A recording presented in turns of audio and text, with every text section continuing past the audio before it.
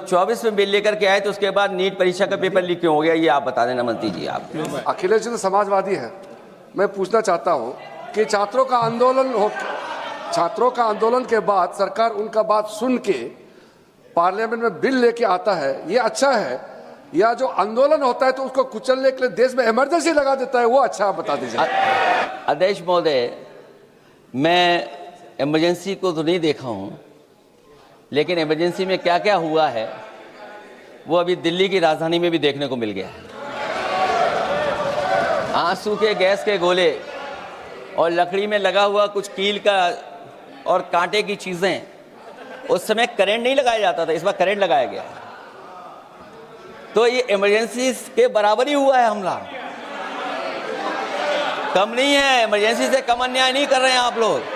और याद करिए अध्यक्ष महोदय, अगर इमरजेंसी इन्हें याद आ गई है, अगर इमरजेंसी अध्यक्ष महोदय इन्हें याद आ गई है तो इमरजेंसी के बाद भी परिवर्तन हुआ था और हमें भरोसा है कि इसके बाद भी परिवर्तन होगा। एक नारा लगा अध्यक्ष महोदय, सरकार के खिलाफ नारा लगा कि सरकार को ये अहंकार था कि सरकार झुकती नहीं है, लेकिन उन्हीं नई पीढ़ी के लोगों ने ये वो नारा दिया कि झुकाने वाला चाहिए, सरकार भी झुकती है। और सरकारों को झुकाना भी नौजवानों को आता है। और उसके बाद अध्यक्ष महोदय, हम लोगों ने देखा कि जब मंत्री जी लौटे हैं, मंत्री नहीं रहे, उसके बाद सदन के बाहर उनका स्वागत किया गया। अध्यक्ष महोदय, जो स्वागत हुआ उसके लिए हमें कोई शिकायत नहीं है, लेकिन माननीय सदस्यों को कितनी बड़ी राहत मिली होगी, कितने बड़े संकट से बचाया उन्होंने। एक प्रधान जी को हटा करके प्रधानमंत्री बचा लिया आपने। और ऐसा अध्यक्ष महोदय आंदोलन किसी ने नहीं देखा, जिस आंदोलन में नई पीढ़ी के लोग, कम उम्र के लोग निकल करके आ गए और जो नारे दिए गए। ये सरकार पिछले कई वर्षों से नकारात्मक प्रचार पर टिकी हुई थी, नकारात्मक राजनीति करती थी और न जाने कितने हजार करोड़ रुपए खर्च किए होंगे सरकार ने नकारात्मक राजनीति के लिए। लेकिन नई पीढ़ी को मैं बधाई देना चाहता हूं, उनके मनोबल को और उनकी एकता को, और जिस तरीके से उन्होंने प्रचार किया, अंततः सरकार को झुकना पड़ गया। भाजपा वचन नहीं देती, जुमला देती है। तो मुझे उम्मीद है कि सभी युवा नौजवानों का जो मांग की है उन्होंने, उन सभी मांगों को सरकार स्वीकार करेगी। और सरकार ये भी स्वीकार कर लिया होगा कि कोई दल मजाक में बना तो कितनी बड़ा दल बन गया। जो कोई चीज मजाक से शुरू हुई वो कितना सीरियस हो गई, और इतना सीरियस हुई कि हमारी सरकार लोकतांत्रिक हो गई कि जो उनको धरने पे बैठने दिया। सरकार लोकतांत्रिक थी कि उन्हें धरने पर बैठने दिया। हमने वो भी समय देखा है कि जहां पर धरने पर नहीं बैठने दिया, वर्षों वर्ष लोग बैठे रहे धरने पर, उनकी सुनी नहीं गई। इसी दिल्ली को घेरा था किसानों ने, और सरकार को लगा कि चुनाव आ गया तो सरकार ने तीनों काले कानून वापस ले लिए। जब सरकार घबरा जाती है, डर जाती है, तो सरकार स्वीकार कर लेती है। इसीलिए वो नारा मुझे अक्सर याद आता है कि झुकाने वाला चाहिए, सरकार भी झुकती है। जो विषय लाया गया है कि prevention of unlawful means act, सरकार को कम से कम ये बताना चाहिए था कि 2024 में जब ये लेकर के आए थे तो आज 2026 में कैसे पेपर लीक हो गए। और केवल गिनती के 1-2 पेपर लीक नहीं हुए हैं, ये ऐसा आंदोलन रहा जिसमें मां बाप और नई पीढ़ी के लोग सब जुड़ गए। अगर हम ये माने कि 20 लाख बच्चों ने परीक्षा लिखी थी और उनके घर परिवार के सदस्यों को हम इसमें जोड़ दें, दादा दादी, माँ बाप और परिवार का कोई सदस्य, तो 5 लोग प्रभावित थे। और 5 गुणा 20, 1 करोड़ लोग नाराज हुए सरकार से। और अक्सर हम पॉलिटिकल लोग हैं, हम लोग जानते हैं जब कभी आंदोलन करते हैं तो कितनी तैयारी करानी पड़ती है, गाड़ियों का इंतजाम, खाने का इंतजाम और इंतजाम।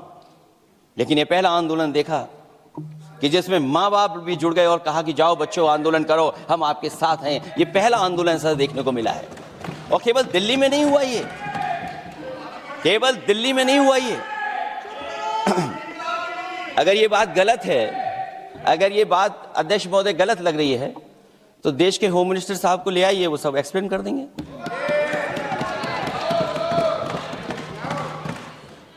पहला आंदोलन जिसमें माँ बाप ने साथ दिया, क्योंकि परीक्षा से कितना दुखी हैं लोग। ये जो परीक्षाएं लीक हुई हैं, कई महीनों पहले ये किताब बना दी थी। और अध्यक्ष महोदय, जो लोग चढ़ावा चोरी नहीं बचा पाए,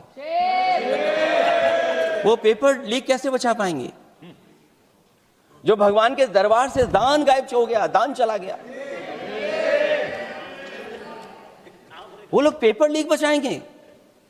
किस कानून को, जो कानून पहले बनाया उसी कानून का संशोधन करके लेकर आए हैं? किसकी आंखों में आप धूल झोंक रहे हैं? और अगर कानून से बच रहा होता तो भाजपा की 10 साल की सरकार में 20 परीक्षाएं कैसे लीक हो गई? 20 परीक्षाएं लीक हुई अध्यक्ष महोदय, जिसमें कोर्ट तक जाना पड़ा, उसके बाद परीक्षा रद्द हुई है। दरोगा भर्ती का पेपर लीक हो गया, जूनियर इंजीनियरिंग के भर्ती का पेपर लीक हो गया, ग्राम विकास पंचायत अधिकारी का पर्चा लीक हो गया, नलकूप चालक भर्ती का यूपी टीईटी का परीक्षा लीक हुआ, और एक बार नहीं हुआ 3 बार पेपर लीक हुआ यूपी टेट का। हाई स्कूल बोर्ड का परीक्षा लीक कर दिया, इंटरमीडिएट की बोर्ड की परीक्षा लीक हुई, इंटरमीडिएट का फिर परीक्षा का लीक हुआ, कई बार हुई। सिपाही भर्ती लीक हुई। आप सोचिए कितनी परीक्षाएं लीक हुई हैं। और नीट परीक्षा कोई पहली बार लीक नहीं हुई, दोबारा लीक हो गई, कानून बनने के बाद लीक हुई। सहायक प्रोफेसर भर्ती लीक है, लेखपाल भर्ती लीक हुई। यूपी जैसे स्टेट, जो सबसे बड़ा स्टेट है, जहां से प्रधानमंत्री चुन करके आते हो, वहां तक पेपर लीक हो जा रहा है। और जो संस्था परीक्षा एग्जामिनेशन करा रही है, वो एनटीए में भी आउटसोर्स कर दिया आपने। हम विपक्ष के लोगों को तो डर ये लगता है अध्यक्ष महोदय, कहीं ऐसा ना हो कि ये पूरी सरकार को आउटसोर्स कर दें। आउटसोर्स सरकार है जो सबसे विश्वसनीय संस्था है, उसमें आउटसोर्स पे आपने कर्मचारी को रखा हुआ है। किस बात की जवाबदेही है? यही अकाउंटेबिलिटी है आपकी? कहीं अकाउंटेबिलिटी ये तो नहीं है? आप अकाउंटेबिलिटी को ये न कहीं समझ बैठे हों कि अकाउंट को भर दे वो एबिलिटी वाला ही हमें चाहिए। कहीं वो अकाउंटेबिलिटी तो नहीं है? कि अध्यक्ष महोदय, अगर शिक्षा अच्छी होगी, परीक्षा सच्ची होगी, तो तरक्की भी पक्की होगी। और ये तरक्की नहीं चाहते हैं, इसीलिए शिक्षा पर और परीक्षा पर हमला कर रहे हैं। और जो बिल लेकर के आए हैं आप, बिल तो 24 में भी लेकर के आए थे आप, जो 24 में बिल लेकर के आए थे, उसके बाद नीट परीक्षा का पेपर लीक क्यों हो गया, ये आप बता देना मंत्री जी। आपको एक कानून बनाने के बाद दूसरा कानून बनाना पड़ रहा है, ये क्या वजह है? और आपको मंत्री जी का स्वागत इसलिए करना पड़ रहा है कि आपको संकट से बचा लिया। और अगर अखिलेश जी तो समाजवादी है। मैं पूछना चाहता हूं कि छात्रों का आंदोलन के बाद सरकार उनका बात सुन के पार्लियामेंट में बिल लेके आता है, ये अच्छा है? या जो आंदोलन होता है तो उसको कुचलने के लिए देश में इमरजेंसी लगा देता है, वो अच्छा? आप बता दीजिए। अध्यक्ष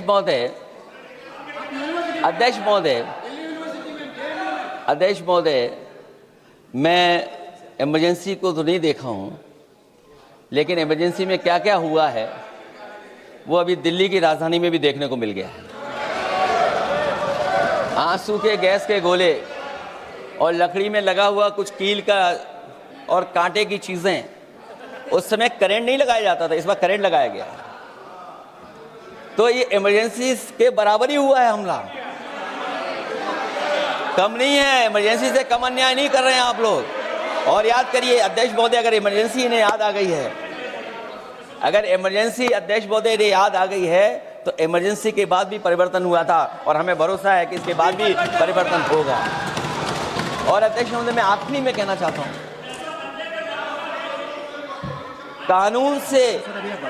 कानून से नहीं, नियत साफ होगी तब नीट का परीक्षा साफ होगी। सवाल कानून का नहीं है, आपकी नियत साफ नहीं है, और जिस समय आपकी नियत साफ होगी तो परीक्षा भी साफ हो जाएगी। और हमारे साथी जो कुछ और बातें उठा रहे हैं, आज मौका नहीं है, आज मौका नहीं है, लेकिन आपको भगवान भी माफ नहीं करेंगे, क्योंकि आप चढ़ावा चोरी में शामिल हुए हैं।